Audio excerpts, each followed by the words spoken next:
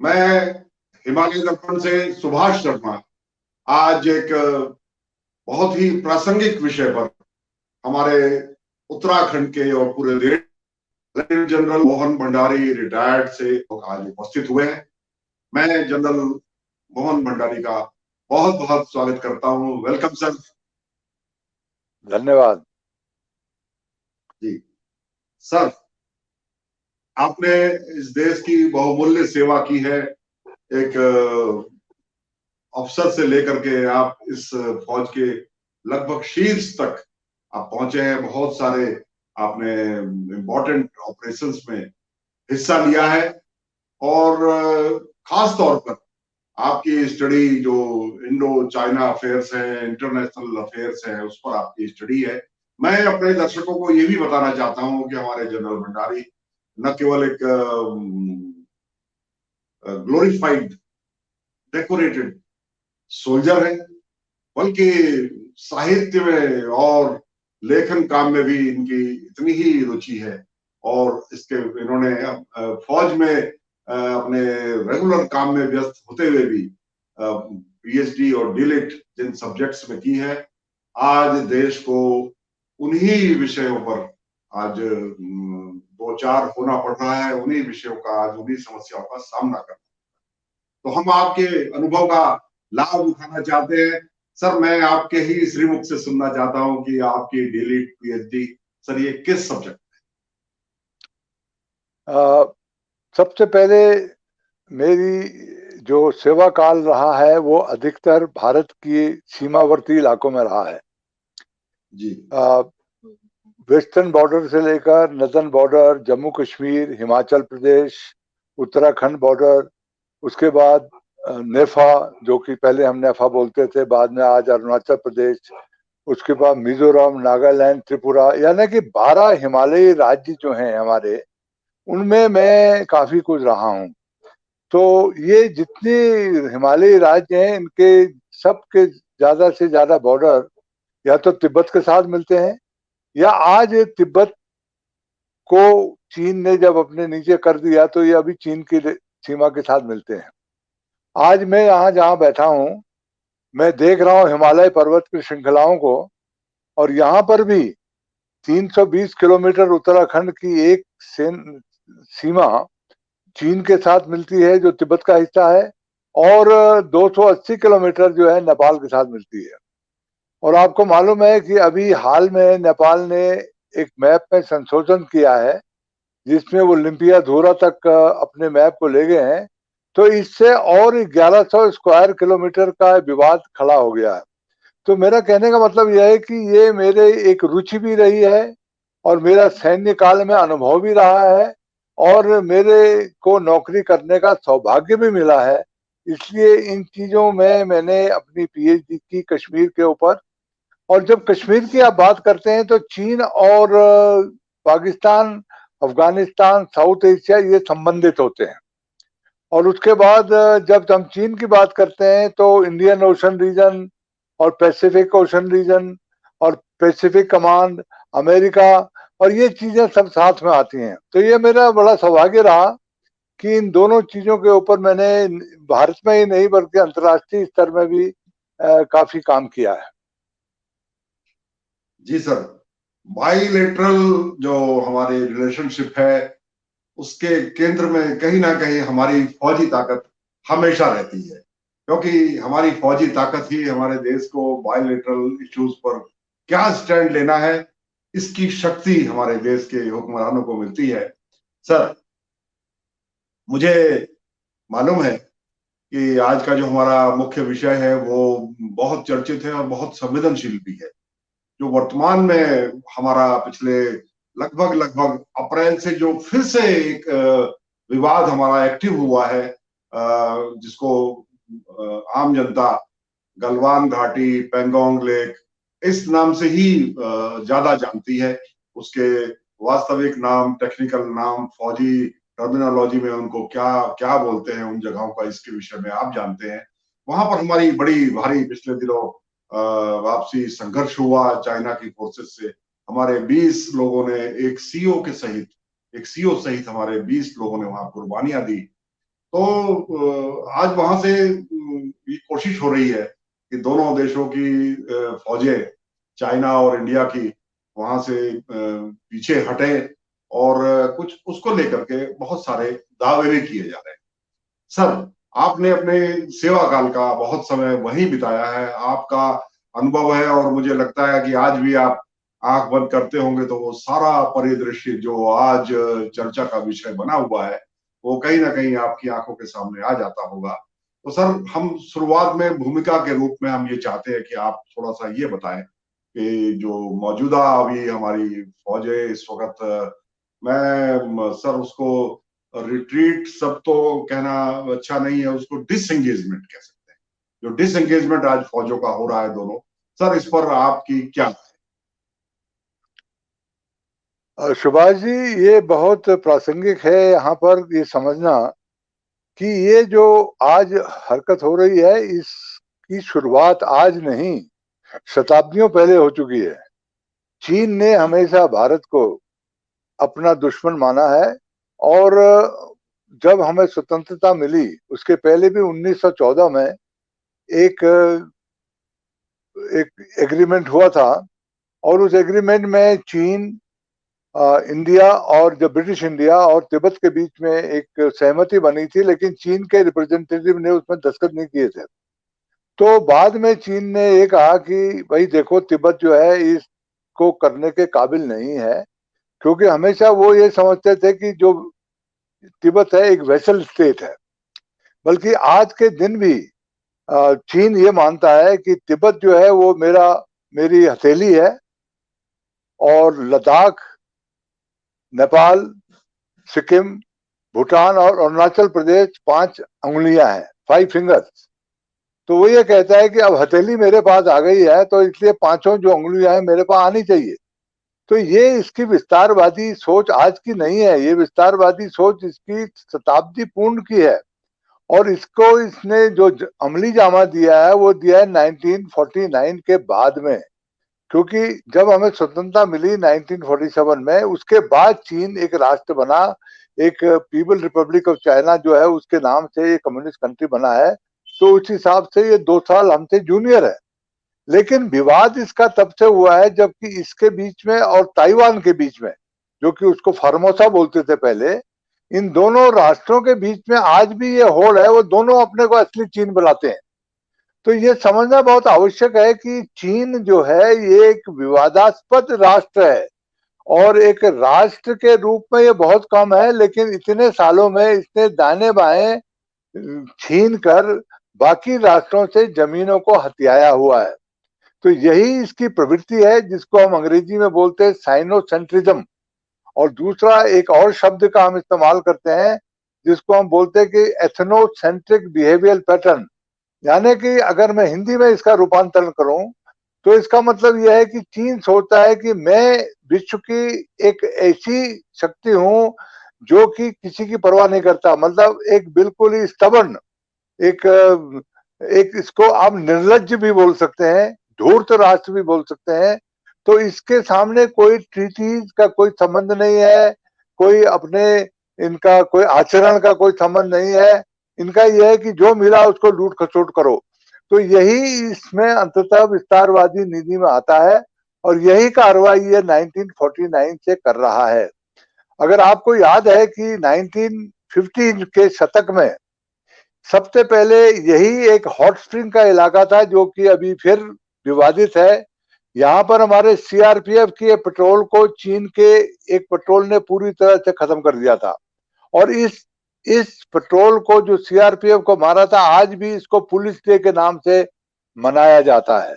तो कहने का मतलब यह है कि दौलत बेग ओल्डी से लेकर चुमार, देवसांग हिल, उसके बाद आपका हॉट स्प्रिंग, फिर उसके बाद आप नीचे आ जाते हैं, आप ये जो जहां भी बातें हुई हैं गलवान वैली, उसके बाद आप ये जो सीधा पेगोंग शो, और ये जो भी चीजें आज चल रही हैं, चुशूल और रेजांगला, ये तब से किसी न किसी रूप में हमारे साथ विवादित रही हैं। और चीन ने आज के दिन हमारी 38,000 भूमि पर अनाधिकृत कब्जा किया है। 1953-54 में, जिसमें तत्कालीन सरकार को पता था लेकिन उन्होंने कुछ नहीं किया। उसके बाद 1963 में अयूब खान ने यह कहा था दुनिया को कि भाई हमसे गलती हो गई। चीन ने जब ये कार्रवाई की तो हम भी उसी टाइम अंदर घुस जाते और कश्मीर को ले लेते। तो उन्होंने क्या किया कि 1963 में एक एग्रीमेंट कर दिया चीन के साथ, जो कि 5180 स्क्वायर किलोमीटर एक जमीन है हमारी कश्मीर की, वो अपनी तरफ से बख्शीश दे दी ये चीन को। तो आप ये समझिए कि 22-23 लाख स्क्वायर किलोमीटर जो हमारा कश्मीर था, उसमें से 38,000 भूमि तो चीन ने हड़प ली, 5,180 किलोमीटर वर्ग भूमि पाकिस्तान ने इनको दे दी, 78,000 स्क्वायर किलोमीटर पाकिस्तान ने हड़प ली, बाराहोती के इलाके में 543 किलोमीटर हमारी क्लेम करते हैं ये लोग, और अरुणाचल प्रदेश में कहते हैं कि पूरा 90,000 स्क्वायर किलोमीटर हमारा है। तो जमीनी हालत ये समझना बहुत आवश्यक है। सर आपने बहुत विस्तार से बताया। मैं आपसे सर बहुत संवेदनशील विषय पर बात कर रहा हूं और मैं आपका बहुत सम्मान करता हूं, लेकिन मुझे साथ ही साथ अपने भारत देश और भारत की फौजों पर भी गर्व है। यदि ये प्रश्न इसका उत्तर देना उचित हो और ये बहुत संवेदनशील ना हो, तो मैं आपसे प्रश्न के बारे में जानना चाहता हूं और मेरे सारे दर्शक भी जानना चाहते हैं। अभी पेंगोंग का विषय उठ रहा है, तो सर ये पेंगोंग के साथ साथ क्या देपचौंग को भी जोड़ा जाना चाहिए था? खाली पेंगोंग पर जो हम लोग पीछे हट रहे हैं, फौजें दोनों देशों की डिसएंगेजमेंट हो रहा है, तो सर जो देपचौंग जो दूसरा एरिया है, सर मैं शायद नाम ठीक से प्रोनाउंस कर रहा हूँ या नहीं, जहाँ जो ज्यादा सेंसिटिव है, दौलत बेग ओल्डी सियाचिन वगैरह जहां से एक्सेस होती है, तो सर वहां के लिए अभी हमने भविष्य के लिए छोड़ दिया है, क्या सर ये उचित है? आप शायद देपसांग प्लेन की बात कर रहे हैं। जी सर। अच्छा, मैं आपको ये पूरा परिवेश में बताना चाहता हूं। पहली बात यह है कि जो इलाका दौलत बेग ओल्डी का है, ये थोड़ा समझना आवश्यक है।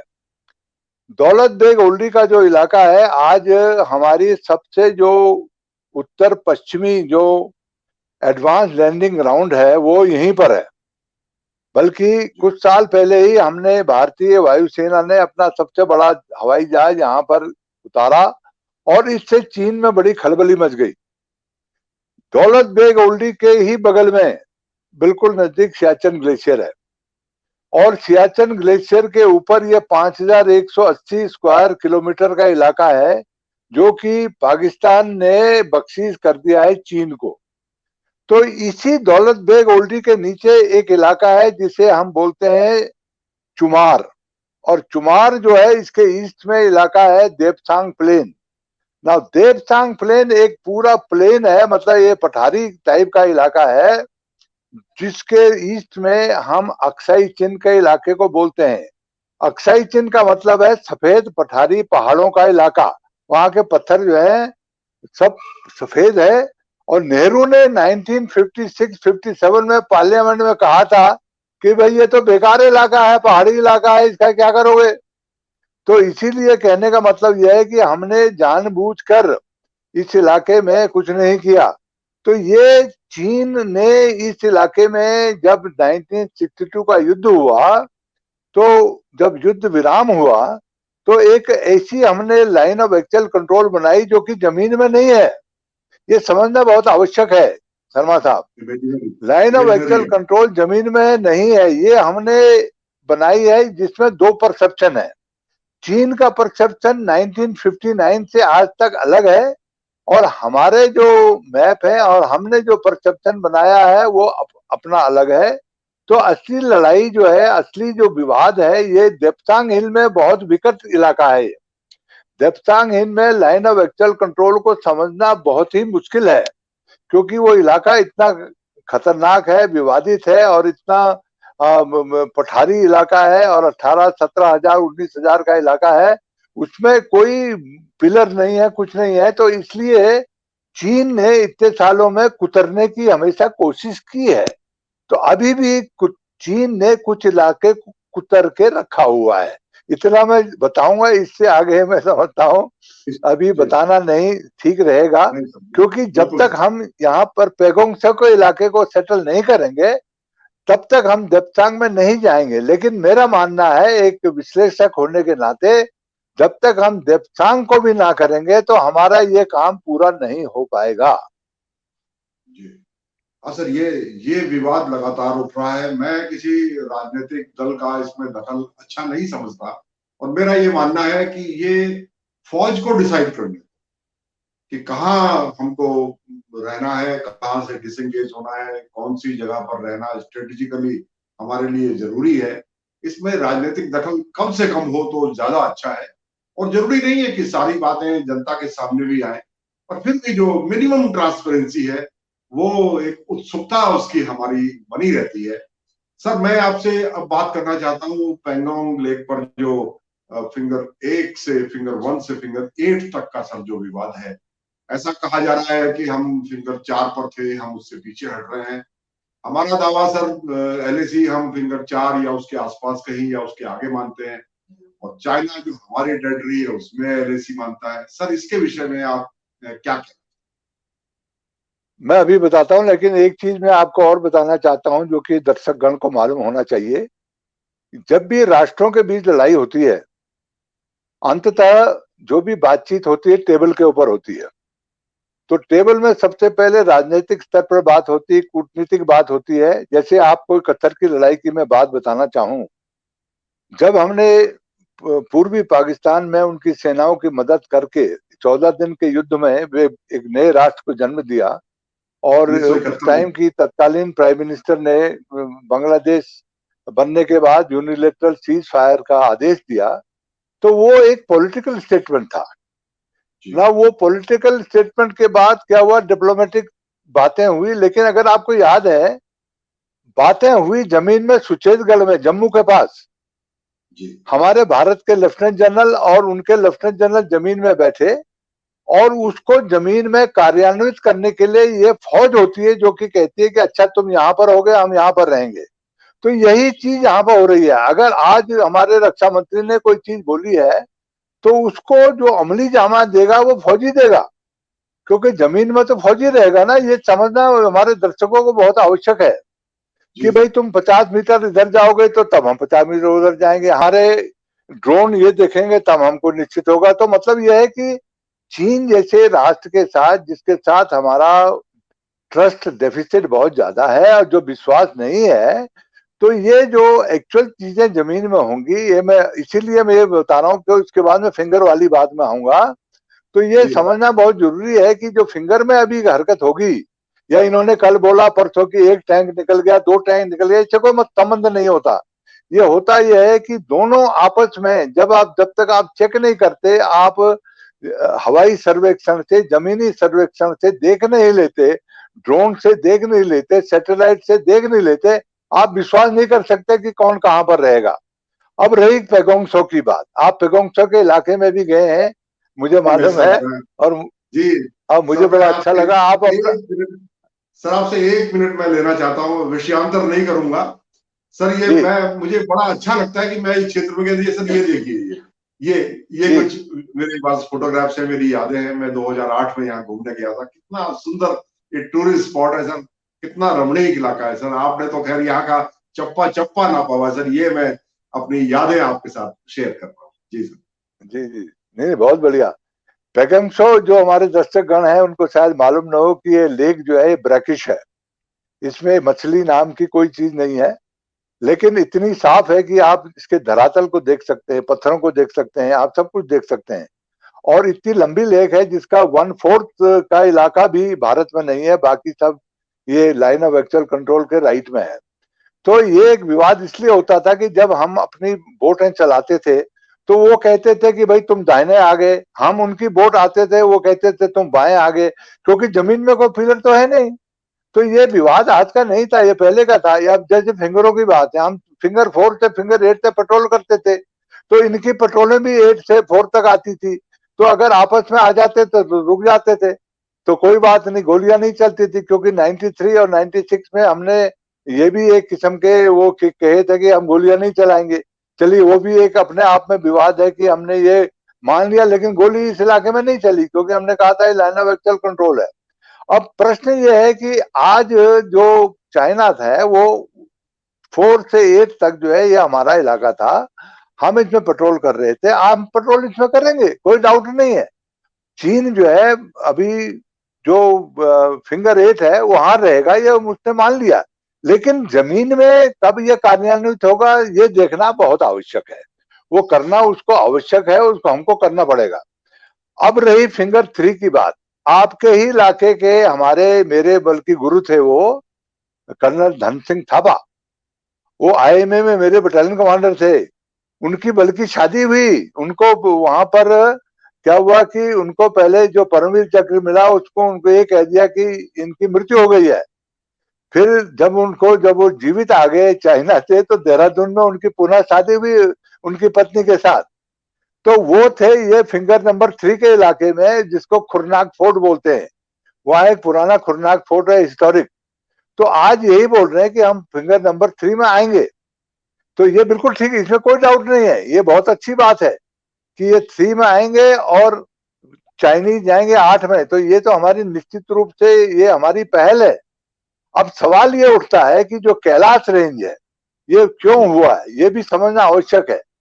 जब हम मैं कैलाश रेंज की 11-12 बात करते हैं, जी हाँ, कैलाश पहाड़ की बात करते हैं, तो ये काराकोरम के नीचे लद्दाख रेंज के नीचे वाली जो रेंज है उसको हम कैलाश रेंज बोलते हैं, जिसमें रजांगला है, जिसमें ब्लैक टॉप है, हेलमेट हिल है, रेचिनला है, ये सब मेरी पलटन में जो मैं कमान करता था इस इलाके में। और सबसे मजे की बात तो ये रही कि हमने इतने सालों में जब दलाई लामा 59 में यहाँ आए तो हमने उनकी जो फौज है विकास फौज का कभी भी इस्तेमाल नहीं किया। पहली दफे हमने विकास फौज का इस्तेमाल किया जिसमें कि बड़े अच्छे सैनिक हैं खंपा लोग, जो कि 16-17 हजार में मैंने उनके साथ फुटबॉल खेली हुई है। तो इतने तगड़े जब इनको हमने पहाड़ों में उठाया तो चीन ने कहा कि भाई ये तो बड़ा मुश्किल है अभी। उसके बाद हम हमारी फौजें ऊपर चल गई जो इलाके थे पहाड़ के। अभी जहां मोल्दो में बात होती है, मोल्दो के ऊपर तो हम देख रहे हैं आज, मोल्दो के ऊपर हम पूरा उसको डोमिनेट कर रखा है। तो चीनियों ने कहा भाई ये तो बड़ा मुश्किल है। अभी भारत ने इतने साल हम समझते थे कि भाई ये नंबर दोयम की फौज है, लेकिन इन्होंने तो पिछले 10 महीने से हमें फिट कर दिया है, पूरे विश्व में हमारी किरकिरी हो गई है। तो ये काफी कुछ कारण है जिसकी वजह से, अच्छा देखिए यूएन में क्या हुआ है, कोविड में क्या हुआ है, हमें देखिए पूरे अभी फ्रांस तक हमसे अभी वो ले रहा है, क्या बोलते हैं, वैक्सीन ले रहा है। बाकी लोग, मतलब कहने का यह है कि आज हर क्षेत्र में, लेकिन हमारे जयचंद बहुत है, मैं इससे ज्यादा राजनीति की बात नहीं कहूंगा। राष्ट्र में हमारे जयचंद बहुत हैं जो कि हमारी सशस्त्र सेनाओं के दमखम को, मुराल को सही रूप में भारत लोगों के सामने पेश नहीं कर रहे हैं।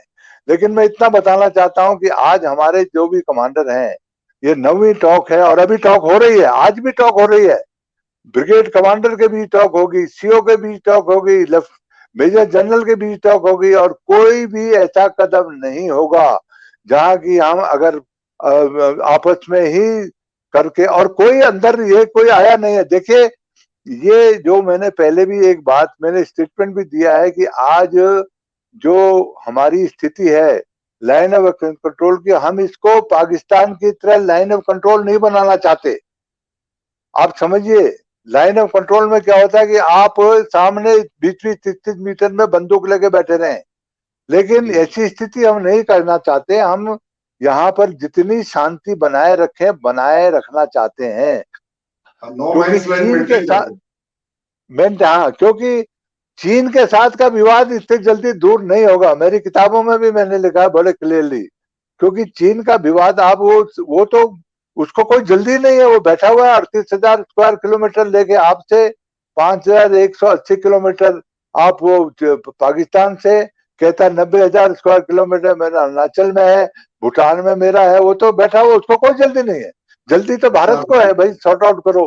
तो लेकिन कहने का मतलब ये है कि ये एक ऐसा विवाद है जिसका मैं सकारात्मक बात कर रहा हूं, मैं निराशावादी नहीं हूं, लेकिन भारत को ये समझना होगा कि ये सिंपली ये हल दूर नहीं होगा। लेकिन मैं आपको एक बात और बताना चाहता हूं आज, ये आप नोट कीजिएगा कि ये जो हमारे कदम से चीन पीछे हटा है, इसने भारत को अपना और दुश्मन बना दिया। ये याद रखिएगा, मैं स्टेटमेंट दे रहा हूं आज, क्योंकि अब ये चीन समझ गया है कि भाई, अभी तक हम समझते थे कि हिंदुस्तान जो है वो बिल्कुल सॉफ्ट स्टेट है, अब हम सॉफ्ट स्टेट नहीं है। तो अब इन्होंने हमको बिल्कुल ये समझ गया कि अब नंबर एक हमारा दुश्मन अगर कोई है ओपनली, वो भारतवर्ष है। तो अब आप देखेंगे चाणक्य की नीति के मुताबिक इनका जो अभी मेल मिलाप पाकिस्तान के साथ होगा, लगातार बढ़ता रहेगा।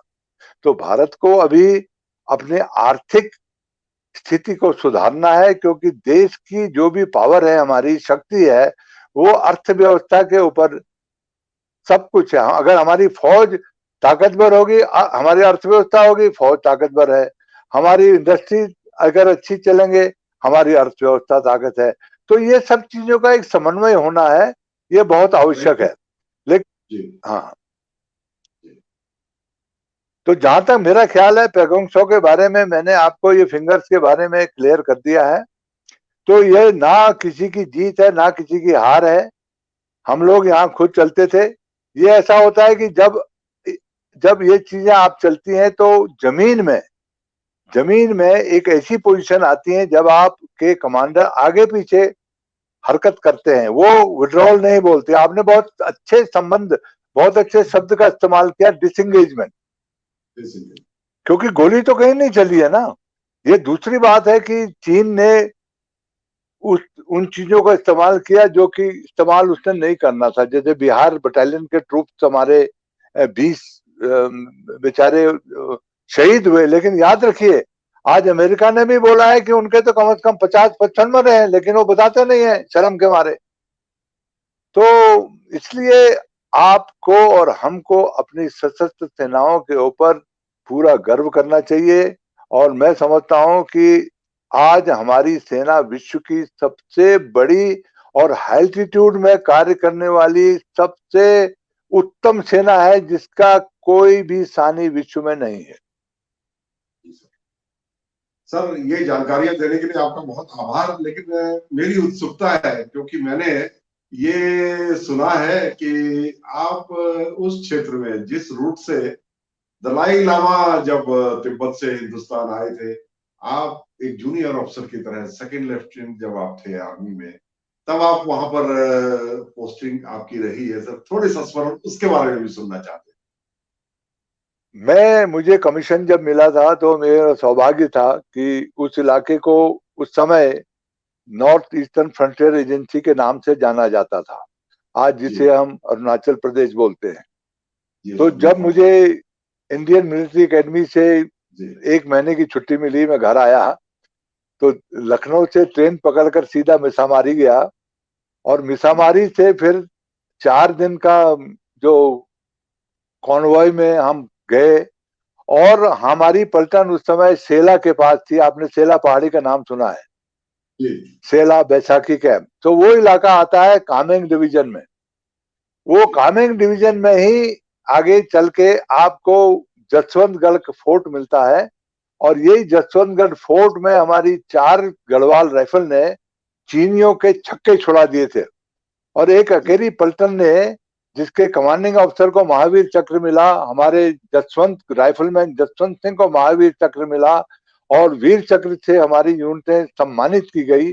और आज भी सड़क के ऊपर जो भी सिपाही वहां जाता है, कोई भी आदमी जाता है, वहां नतमस्तक होकर वहां पर प्रणाम करता है, उसको चाय पकौड़ी मिलती है, और वही रोड फिर जंग होते हुए तवांग में जाती है। और तवांग की मोनास्ट्री पूरे एशिया में सबसे सेकंड बड़ी मानी जाती है, लासा के बाद में। और यही इलाका था जहां से, तवांग के इलाके से दलाई लामा 1959 में हमारे इलाके से होते हुए, बॉमडिला होते हुए असम, और फिर यहाँ भारत में आए थे। तो मुझे ये सौभाग्य मिला है कि मैं इन लोगों के साथ रहा हूं। और मैं आपको एक चीज और बताना चाहता हूं, अरुणाचल प्रदेश के जितने लोग हैं, अरुणाचल प्रदेश के जितने भी लोग हैं, नर नारी, वो पूरे भारत के साथ हैं। भारत से प्रेम करते हैं, बहुत अच्छी प्रेम करते हैं। और इसीलिए प्रेम करते हैं कि दलाई लामा उसी रास्ते से आए थे और हम लोगों ने उनको मदद की थी, और असम राइफल के लोग उनको इज्जत के साथ, और ये खंपा लोग उनके जो भी अंग रक्षक थे उनको लाए थे। तो मुझे बड़ा अच्छा लगा जब मैं मोनास्ट्री में गया, मैं नतमस्तक हुआ और पता चला कि इसी रास्ते से हमारे दलाई लामा भारत में आए थे। तो ये आपने मुझे ये याद दिला दी, मैं बड़ा भावुक हूँ। धन्यवाद सर। आपसे बात करना हमेशा अच्छा लगता है और कभी मन नहीं भरता आपसे बात करते करते, जी करता है, क्योंकि आपने जो देखा है वो आने वाली पीढ़ी के लिए एक ज्ञान का भंडार है। सर एक बात मैं आपसे और कहना चाहता हूँ, थोड़ा सा भावुक हूँ, और उससे पहले मैं अपने दर्शकों को बता दूं, हमारे जनरल डॉक्टर मोहन भंडारी साहब सन ऑफ द सॉइल है, भूमि पुत्र जिनको सही मायने में कहा जाता है। आप आज भी अपने मातृभूमि, अपना जो मूल निवास है रानी खेत में ही आप वहीं रहते हैं और वहीं आप अपना शेष जीवन काट रहे हैं, जबकि पूरी विश्व से जनरल साहब को बुलावे आते रहते हैं। लेकिन इस सब के बावजूद जो आपके मन में एक फोर गढ़वाल राइफल्स का फौजी बसता है सर, एक बार हम चाहते हैं आप वो फोर गढ़वाल राइफल्स की सर वो फौजी टोपी भी लगा दे ताकि हम आपका हृदय से अभिनंदन कर सके ये आप देख रहे हैं सर। टोपी, सर ये ये जो आप देख रहे हैं क्रॉस जो है, जी ये माल्टीज क्रॉस के नाम से जाना जाता है। जी क्रिश्चियनिटी के हिसाब से 8 क्रॉस होते हैं। जी तो ये जो माल्टीज क्रॉस है, इसका मतलब इसके आप देखेंगे कि 8 बिंदु हैं। और माल्टा माल्टा एक छोटा द्वीप समूह है, तो जी सर वहां के नाइट्स जो है इसको पहनते थे सिर के ऊपर। तो जी जब हमारी रेजिमेंट बनी, हमारी रेजिमेंट अल्मोड़ा में खड़ी हुई, जी कर्नल मेन वारिंग ने खड़ी की अल्मोड़े में। तो उसके जी बाद हमने इसको अपने सिर में लगाया, क्योंकि ये एक बहुत ही एक एक ऐसा है जो कि शूरवीरों का, शिवेलरी का, सफल ब्रेवरी का एक सफल योद्धा। जी निशान है। जी जी सर और जब हम उस इलाके के रहने वाले हैं, तो इसलिए हमने अपने आराध्य देव को भी बद्रीनाथ चुना। जी तो मालतीज क्रॉस और बद्रीनाथ, और हमारी जो रॉयल रस्सी है, जो लाल रस्सी आप देखते हैं जो हम दाहिने में पहनते हैं, ये हमारे 3 भावनात्मक बिंदु हैं। जी सर बद्र विशाल लाल, जी मालटीज क्रॉस ये जो आप देख रहे हैं, और तीसरा जी रॉयल रस्सी, जो कि हमको जी मिली है first world war, second world war में काम करने के लिए। और आप हमारे लोगों का वर्णन, जब आप दिल्ली में जाते हैं तो इंडिया गेट में हमारे कितने लोगों के नाम लिखे हुए हैं, गढ़वालियों के नाम लिखे हुए हैं, उन्हीं को हम सैल्यूट करते हैं, जिनकी बदौलत आज हम यहाँ पर हैं। तो इसलिए जी ये एक ऐसी रेजिमेंट है जो कि भारतीय सेना की एक बहुत विशिष्ट रेजिमेंटों में से जानी जाती है। और मुझे गर्व है कि मुझे इस रेजिमेंट में कमान करने का, और उसी पलटन में, बल्कि मैं 7 गढ़वाल में कमीशन हुआ और उसी पलटन को कमान करने का मौका मिला। और आज भी जहां मैं रहता हूं, मेरे घर में और गांव में, कोई ऐसा दिन नहीं होता है जहां की मेरे रेजिमेंट के लोग मुझसे मिलने नहीं आते। हम चाय नहीं पीते, हम बात नहीं करते। और अभी गढ़वाल की ये जो त्रासदी चल रही है, इसके बारे में बड़ा दुख होता है। कुछ न कुछ करने में बड़ा आनंद है। अपनी मट्टी है, अपना पानी है, अपने लोग हैं, अपनी जमीन है। सर, आप हमारी प्रेरणा के स्रोत हैं और इतनी गौरवशाली इतिहास वाली गढ़वाल रेजिमेंट से सर आप वहां से आपने अपना करियर प्रारंभ किया। और सर हम आपको और अपनी पूरी भारतीय सेना को बहुत बहुत शुभकामनाएं देते हुए आपका आभार प्रकट करते हैं कि आपने इतनी महत्वपूर्ण जानकारियां हमें दी। और सर बहुत सी बातें जो हमको स्पष्ट नहीं थी, जिन पर आज दुनिया भर के विवाद, राजनीतिक लोग अपने स्वार्थ के लिए खड़ा कर रहे हैं, सर आपने उनमें स्थिति स्पष्ट की। इसके लिए आपको पूरे हिमालय दर्पण परिवार की ओर से सर बहुत बहुत सर आपका आभार, और पूरे राष्ट्र की तरफ से सर आपको एक बिग सैल्यूट। धन्यवाद, बहुत बहुत धन्यवाद, धन्यवाद, थैंक यू, थैंक्स। बहुत धन्यवाद सुभाष जी, बहुत धन्यवाद, नमस्कार।